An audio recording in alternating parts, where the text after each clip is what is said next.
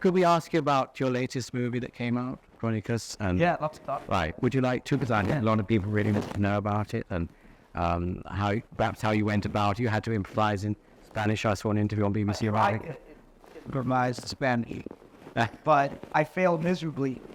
I mean, there's been such a great movement in Latin cinema in the last few years with Amores Perros, City of God, Central Station, Motorcycle Diaries, and it's such a great movement, and I wanted to be a part of it. I wanted to get my Spanish roots back, and I thought I could do it with this movie because Alfonso Cuarón, who did it to Mamá También, produced it, and he said, I got this great screenplay. I said, good, send it to me in English.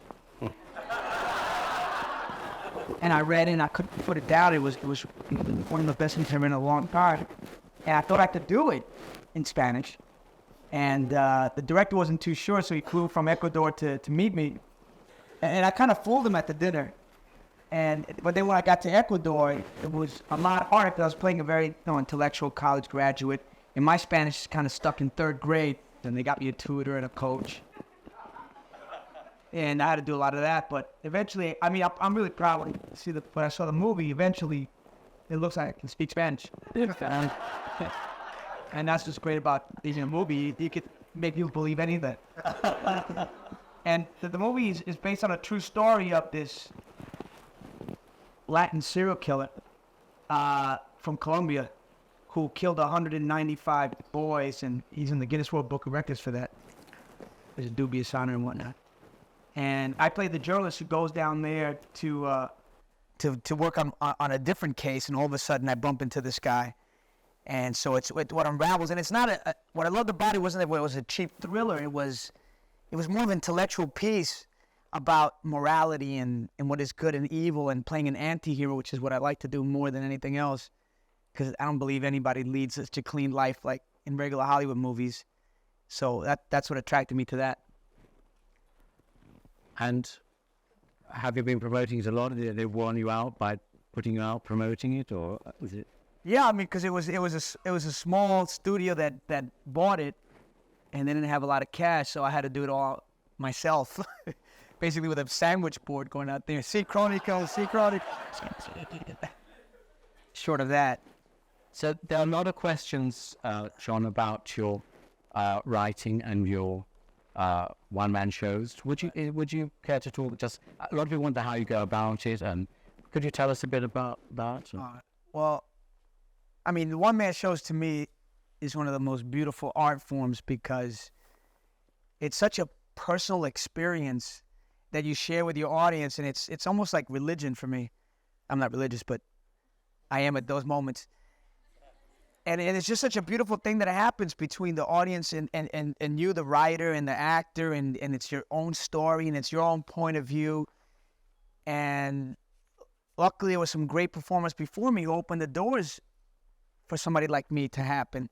You had Lily Tomlin, who was doing, these big dramatic pieces with a lot of characters, and they were like a play. And then you had Eric Bogosian, who came with a lot of anger and social criticism. And then you had Whoopi Goldberg, who brought the whole ghetto, inner city, minority thing. And those things made it possible for me to happen. And when I saw those pieces, I felt like I wanted to be a part of that. And I kind of think about them for a long, long time. And usually something bad happens in my life, and it's great because that's what makes me write. I just broke up with this girl. We've been going out for years, and it was great because all of a sudden I had all this time on my hands. And I wrote Mambo Mouth, and it was, I had a lot of time on my hands. And so I wrote that, and I took it around all to when performance art was really hot and happening in New York City. And I went to all the performance art spaces, and I tried it out in front of people, and because it's not just a written piece, it's got to have a life, and it's got to feel real. And the only way it can happen is if I test it in front of people, and I know what sounds false, what sounds fake, and then what really works. And then I do a lot of Q&As, and actually people really help me there. If I hear the same comment over and over, I know there's sort of a collective intelligence that starts to happen. So I use that to change, and I'll take that note and I'll change my stuff. So someone called Ron Simmons is asking, how difficult was it to get funding for your first off-Broadway show?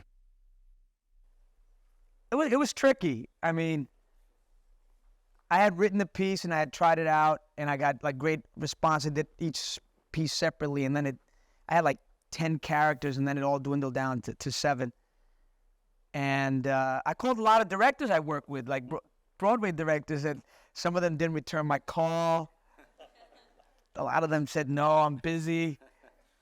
And what happened was I took it to Win Handman, where Eric Bogosian had worked with, and he saw the piece, and he didn't want to direct it either. But he knew of somebody in his class who was a directing student, and he was the only one that was really interested. And I'm easy, so fuck it. And so we worked together, and I was like, let's try, what the hell? And we put it up, and all of a sudden, it started to take a really good shape, and it started to get good. And Win Hammond almost had great confidence in it. He put me in the hallway. I wasn't even in the theater. I was in the hallway of a theater. And I had to be done by a certain time because there was a main show that would come on. And I had 70 fold-up seats. And then all of a sudden, Al Pacino was there, and Norman Mailer, and George Plimpton, and Olympia Dukakis, and John F. Kennedy Jr., and there was all these people in this place, and it got kind of weird for me. I didn't understand what they were doing there, but I just would do my piece no matter what, and then I think I found myself in the one-man thing, and then the next one came really easy. Spicorama. That came pretty easy.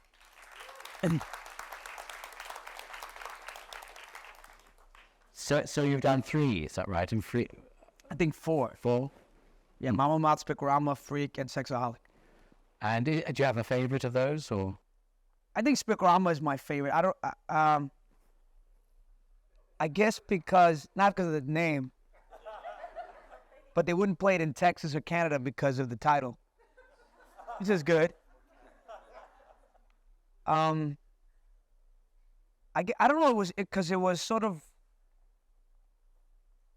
It was about my family, but it wasn't, and so I like the fact that there was a little bit of fiction and reality, and I like they had a lot of poetry to it, and I liked sort of the Rashomon of storytelling, where I had different characters telling their monologues, but they were moving towards one event from different points of view.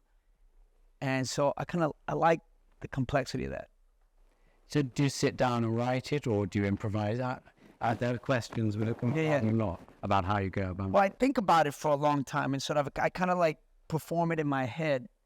I'm performing the scenes, and then I got the characters, and they're coming clear, and then when I meet people, sometimes the characters crystallize even more for me. And then I write it all down. Then I write a lot because I make my agent, Scott Lambert, I make him sit there and listen to the whole thing. So how did you set off? I mean, you had, according to your biography, you had lessons on NYU. I mean, did you start when you were younger? What got you into the business? A lot of people want to know that. What got me into the business? Well, I never had plans to be an actor or anything like that. I just wanted to hang out. And that was my problem. And I was sort of a class clown, and my school was really competitive with class clowns too. It wasn't so easy, actually. And because I didn't win, funniest guy of the year, I just won most talkative, which is, it helps, it feeds me today. But I was getting into trouble in school. I got arrested a couple of times for dumb things. I was just a loudmouth. Somebody who got arrested. See? There's a future. I mean, I wasn't mean or anything. It was just, dumb things. Like, I'm the only person who probably ever got arrested for truancy. Whoever gets arrested, I mean, that's only like the little rascals. Oh, I'm taking you and spank you. Oh, I want to put you away, lock you up. And then for mouthing off at a cop, and then for breaking into commandeering the number 7 train and talking to people on it. I mean, it's just silly, rowdy, teenage, anti-authority kind of thing. And I was about to get expelled from school because I used to lock teachers out of classroom. I forgot to tell you that. And I orchestrated walkouts and stuff like that. So I had a lot of energy. But it was all negative and going the wrong way. And I was about to get expelled, and the school wouldn't take me back unless I went to therapy. And this math teacher, Mr. Zufa, whose name rhymes with loofah, he said, "John, why don't you take your disruptive energy and channel into something much more functional?" And I said, "Fuck you," because I was a punk. But I went home and I looked at Yellow Pages and I found an acting school, and I started to go acting classes, and I did my first scene, and I found myself in that scene. It was Dino, which was I don't know, Salminio played the original one, and it was about this guy who was street, and he was in trouble, and he was in therapy. and I could do it. I mean, the first school was the Sylvia Lee Showcase Theater. It was the only thing I knew, you know. And I took my Kentucky Fried Chicken money with me and paid her. And then I eventually went to Lee Strasberg for a day. He died that night. Oh. Yeah. I was at the class for one day, but I stayed in the school, but I just did, because I'm not a quitter. So did Winham teach you anything? Yeah, Winham had taught me a lot. I mean, I learned a lot from the method too. I mean, the method was my favorite. See, and I was a little confused too when I was acting, because I really wanted it really badly to be. I wanted to be an artist. I didn't care about being famous or having money, because I never had money, so it didn't matter to me. I wasn't after that. I was really after just capturing that zone I'd been in when I did that one scene, Dino, that I felt so free and so like I wasn't even acting, like you were possessed or something. And I was always chasing that, because after that I sucked a lot in everything I did. I don't know, because I was trying too hard. And I studied with Uda Hagen School, and I studied with Lee Strasberg, which are two totally opposing, contradictory ways of coming at a scene, even though they both want the same results. One is so technical with, you know, previous circumstances and backstory, and you write your intention for every line intellectually, but you learn a lot from that. And then the Strasberg thing was just, you know, all the sense memory and visualizing stuff. I don't know. They both, when I finally was able to marry both of them, I felt like that was like in Carlito's way. I felt like, wow, I know what to do now. You know, how to take those two things. I know I shot Pacino. Get over it.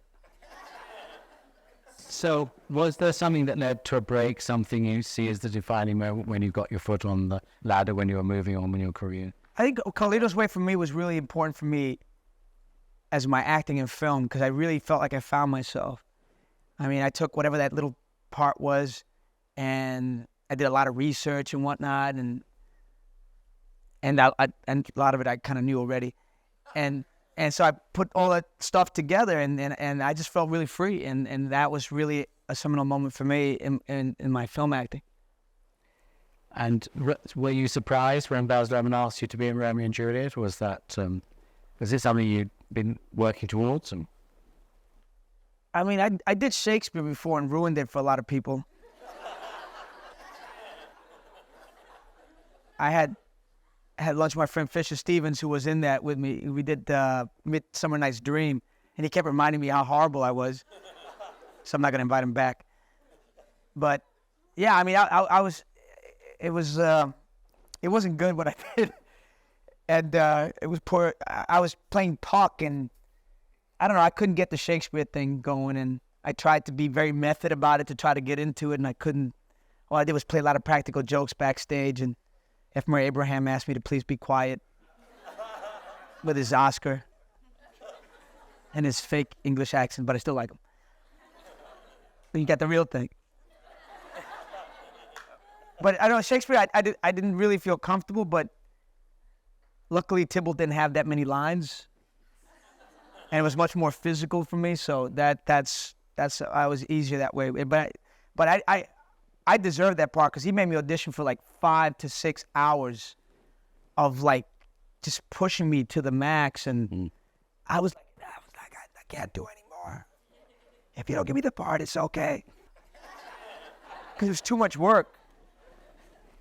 And so you worked on with him again into Moulin Rouge? Yeah. Did you enjoy that?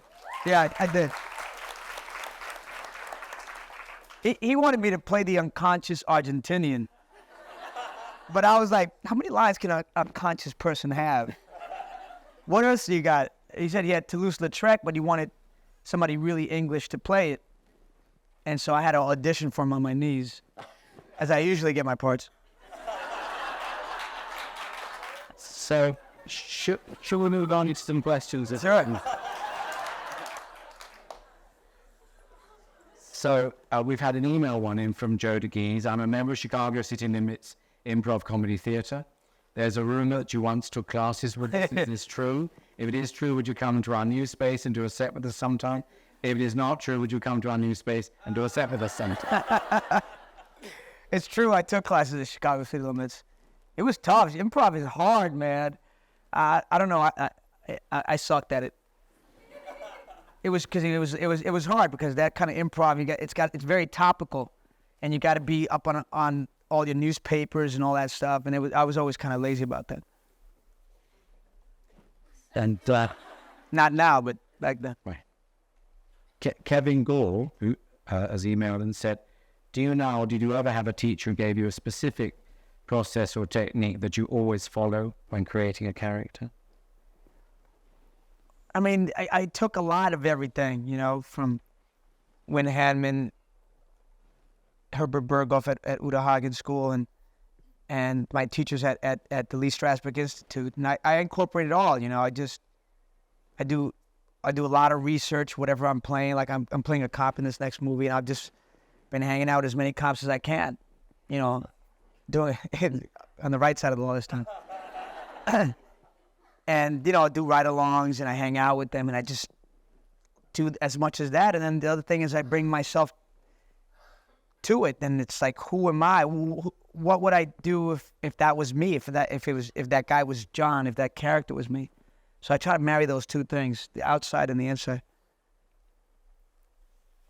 And Steve, the Whistler Herbst, wants to know, He's here somewhere. in your heart of hearts, do you prefer serious, straight dramatic roles versus the comedic ones with which you're better known? I like the drama better. I got to be honest. It's just the comedy's hard, and I don't know. There've been some great comedies, but most of the comedic stuff that I see and that I get is always so pretty shallow and not really. I don't know. There's no poetry or beauty or depth to it, which is a shame. So I like the drama better. I feel more fulfilled. I mean, Annie Hall was a great comedy, but they just don't make those like beautiful, like powerful, hard-hitting comedies. I mean, it's always just too light. So I like the drama. Just I feel like I really can sink my teeth into it and really like dig deep inside, and I don't know. Very interesting. So, Deborah Damas, is it? Damas? There she is. What do you think is the best way to encourage and develop new talent from public school kids? Wow. You went to New York Public School, it says here. Were there acting venues for you there? There were sort of acting venues. I mean, I didn't participate in them. But I don't know. I mean, that's a great question. But I mean, there's a lot of programs, and I know a lot of actors try to go and do these like I think it's City Kids, and they do like plays and little movies and with public school kids, really disenfranchised kids, and try to give them a taste of what happens if you can be positive and finish something through. I mean, those are the programs that we got to support. I mean, just giving back. What I did before, I go to a lot of public schools and I would talk to the kids one-on-one. It was tricky. I mean, once they hit puberty, it's hard to talk to them, man, because you got to really work hard to get their attention. They all want to be just cool. The younger kids is more fun because they're so much more open and not trying to just be cool.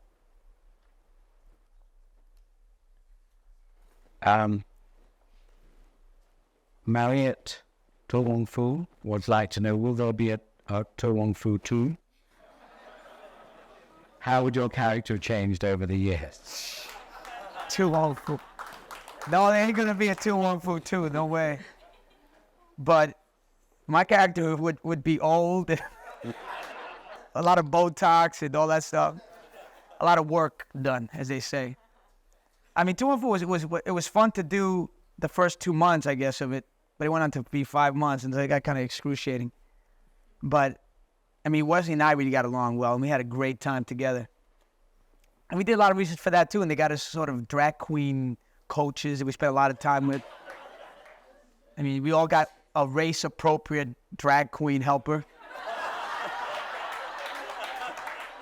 Wesley had a black drag queen, I had a Latin one, and Patrick had a white one. And I basically, you know, I lifted every word that my drag queen said, I wrote it down and I used it on my part. It was great. So, Lenny S. would like to know, did you take singing lessons for your own in Moulin Rouge? And are you planning another one-person show? I took singing lessons. They didn't help. It's not my strength. But you know what? They got such great computer stuff nowadays. And they make anybody sound like they can sing. Pro Tools, you heard of that? Oh, yeah. It's amazing what it could do. And, you know, that's what happened. And are you planning another one-man show? I didn't want to do another one, but I got one in me, unfortunately.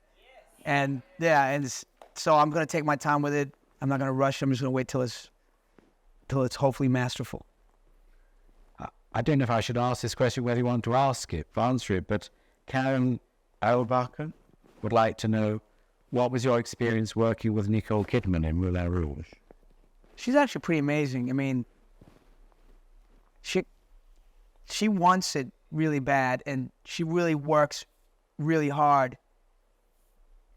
at her craft, and she's a team player, which is really nice too. I mean, when we had long days, we had like 18 sometimes really long hour days, and she would give the whole cast and some of the crew Cristal and Beluga caviar. It was pretty amazing how she rewarded us, because she knew, you know, to keep the morale up, and I thought that was really cool. She was really generous, and you know, she's not one of those actors that just shows up and doesn't care. She really cares.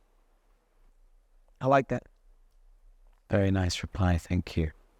Is it Don Cano? Don Kane? He is. What's up? How hard have you found the struggle being Latino? Any advice for Latino actors? I mean, there was a struggle at the beginning. Definitely. I mean, you know, I went to college. Even though I dropped out, I went to college, but I had a college education, and I wanted to be an actor. And then every audition that I had was always drug dealers, gangbangers, thieves, murderers, or janitors on the other side. And it was always that. It was never anything, you know, anything different. And it would always be the same. It would be me, Benicio del Toro, Benjamin Bratt, Louis Guzman. and there we would be, all of us in ripped up dungaree jackets, bandanas. And everybody would be putting, yo, what's up, man? What's up? Yeah, what's up? Yeah, what's up? Yeah, I saw it. You know, or we'd be playing jams, and everybody would come in with, you know, like blue shirt, blue pants. How you doing? How you doing? How you doing? But you know, that's why I wrote my one-man shows, because everything was very disappointing and demeaning in a lot of ways, and you know, heartbreaking. And I found that when I wrote my own things, it just gave me a lot of courage, and it gave me a lot of belief. And luckily, things started to change a lot. I mean, because of Latin people being here a longer bit of time, so now a lot more people work in the system. Our numbers grew, so now they could really measure our buying power, and all of a sudden they needed to cater to us. Plus, we weren't taking no for an answer, and all that came together and gave us an incredible amount of power. And things are changing, you know, daily, hourly. They're still not great. I mean, we have a lot of actors, Latin actors and directors and writers, but we don't have really our stories being told intactly and being told authentically and being told intelligently. They're still, I don't know, caca for the most part. So Mike Stranger says, how do you find your time to fit all your talents into one show? And in particular, have you taken dance training or did you just inherit those magic feet? It's my genetic Latin heritage. You know, I went to a lot of clubs a lot, so it's like, yeah, I just put it to the shows because it's, you know, when we have my wife is white and I'm not, and when we have Christmas and we put the families together, her family eventually will go sit in a corner and drink a lot, and my family will go to another side of the house and lift up the rug and start dancing till 5 a.m. I mean, it's just it is kind of genetic. There you go. And M. Henderson wants to know, is M. Henderson here? Can we see? Hi there. What creative medium, theatre, film, television, do you enjoy most? And I'll ask the third bit of it. If you could do anything else, what would it be and why? If I could do anything else, gosh, you can't do nothing else.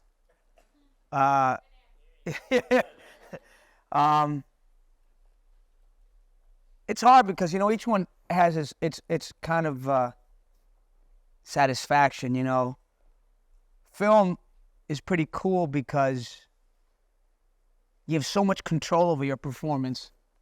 And that's kind of cool because you can do a take, and if you don't feel right, you ask for another take until you, well, depending on the budget, but you can always beg and trick the director. It'll be my last one, and just keep going.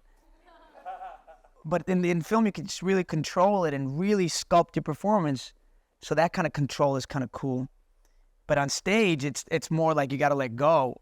And that's kind of beautiful too, just to let go. And whatever happens, happens, because tomorrow's another day and I can try something new. And it's always so free and experimental. And that's pretty wonderful too. And if I could do anything else, I don't know what the else I could do. I never had any other plans, so. Actor, writer. So this is Celia Blanco. How long did it take you to get an agent? How much work experience did you need? I mean, you know how it's a catch-22. The whole thing is like you can't get a job to get an agent. You can't get an agent until you have a job. That's kind of how it goes. And I was on that treadmill too, you know. But I wasn't ambitious. I just wanted to work. So I did tons of backstage stuff. I did all the backstage stuff. I did tons of student films, and I had a great time. I thought I was it in student films. That's all I needed. And one of my student films, well, two of my student films did really great. And from there, I got called to be on Miami Vice, and I got on Miami Vice, and I got an agent. So that's kind of how it happened. I wasn't really chasing it as much, but I just worked. Hard work seems to be behind this, I must say. Russell Dudley says, how did you know it was time for you to direct when you directed Undefeated? I didn't know. I was getting the bug. Every actor wants to direct. It's pathetic, but unfortunately I'm no different. And I wanted to, and Undefeated came along, and I love boxing. And it was a tough order for me to do it actually, but I'm glad I did it because I got a whole new respect for directors. You know, I kind of always been sort of a little bit of anti-authority problem, so I had a whole new respect for directors. So that's kind of helped me out, work through some of my issues, being on the other side and realizing the pressures directors have, and that sometimes it was great to learn about that. I learned that some choices aren't really they're not really against you. Some of the choices that are made, they're just time issues or a bad piece of film that happened. That's why they cut that moment out that you thought was so brilliant. Then you go, why the fuck isn't it in the movie? And there's just so many other elements or factors that can change what you remember giving them, and you wonder why the hell didn't it happen on screen, whether he's stupid or what. And then you realize, at being a director, I realized there was a lot of other issues. And also and I was casting, and also I saw that different thing. That sometimes the reason you don't get cast is not because you weren't great. It's just that you didn't match another actor. It didn't look believable with another actor, or just the quality. Even though it was a brilliant performance, the other quality was just a little more what the story required. So, I mean, all those things were great to learn. Hopefully that'll give you all some confidence, faith. So they're two that are a bit the same. Wendy Bolton says, Wendy, I think, how would you suggest handling any negative response from family regarding characters you perform? And that's a little too late for that. And Brennan says, did you ever feel from friends or family that acting wasn't cool, especially for a guy? And if you did, how did you deal with it? All right, one at a time. Yeah, well, my family, I mean, when I did Spick Around, I got away with a lot of stuff because I wasn't saying it was my family. So that was good. And my parents were like, oh, I know people just like that.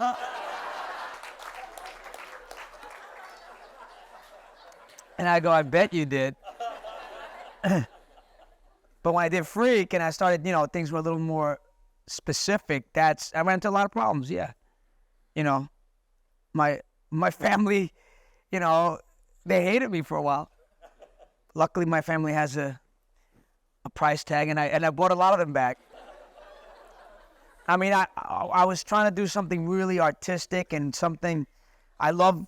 One of my favorite writers was Eugene O'Neill. I mean, Long Day's Journey to Night to me is one of the most, one of the most beautiful pieces of literature and playwriting and that has ever been written. And the beauty of it is that you feel the rawness, the nakedness of that. And of course, he had it in his will that it shouldn't be performed till 50 years after his life, which is what I should have done. But I'm on a different clock. What was the other one? Brennan says, did you ever feel from friends or family acting wasn't cool, especially for a guy? And yeah. How did you deal with it? In high school, yeah, it wasn't cool. I used to make fun of actors. Everybody did. That's how it is. But then when I got to college, then it was cool. And then I went to professional acting classes where it was much more varied in terms of ages. So, that's what's great about professional acting classes too, is that you had older people and younger people and so many different ages, and it was just so much more real. Fortunately, college acting, everybody's the same age, and that's kind of bizarre. If you're not being challenged, I don't think it's that gets very dull. Yep. Yeah. Which seems to me that's what you set yourself, is new challenges you seem to like taking on. I do. I mean, it's my chemistry. I always want to take whatever is the toughest for some weird reason, and it's fun. It's exciting to me. I mean, I was always there's a sort of a phase that I can say now. There was a phase in my acting where I loved things that were as far away from me as possible, as other, and that's why Tu Wong Fu and Spawn and Toulouse-Lautrec, and I was trying to do things that are always as foreign, and that was a challenge back then. And now I'm a different person. I'm a different actor, and my challenges to me are more. I don't know. I'm seeking things that are closer to me, more me, and so I find an interesting challenge in that. How close can I get? How close can I make it? And still make it something, and still reveal stuff. So is it difficult choosing a script or the way to go? I mean, if you have different opportunities come up, how do you test out how you think it should go? That's hard. There's so much bad stuff. It's really hard. I mean, I try to pick the best written story and the most interesting character, and hopefully, before I used to make a lot of mistakes. I used to pick either the best script and a bad role, and I'd be really depressed and suffering through it, or I pick a great character and a bad script and then suffer when it came out at the box office. So you want to try to get both, a great story and a great character. Then that's heaven when that happens. When you're both of those things are in the same screenplay. So have you got anything coming out shortly? You just had the opening of your last film. Is there anything else coming out soon? Yeah, Sueño is coming out. I think first in LA and then in Mexico, and then I'm not sure when it comes to the rest of the country. I mean, it's an interesting piece. I play this Mexican cat who comes to LA to become a rock star, but he's a failed rock star, and he falls in love with this older woman, Elizabeth Pena, and this younger woman, Ana Claudia Talacon, and sort of he's trying to juggle both, even though his career's sucking. He's lucky with the ladies, and so that's and I sing there again. I did a pretty good job. The computers help. So when's that out? Is there a date? September 31st in LA. And then we'll follow on it here. Then a platform. That sounds very exciting. Thank you. Good wrap up. Thank you. Thank you, everybody. Thank you all.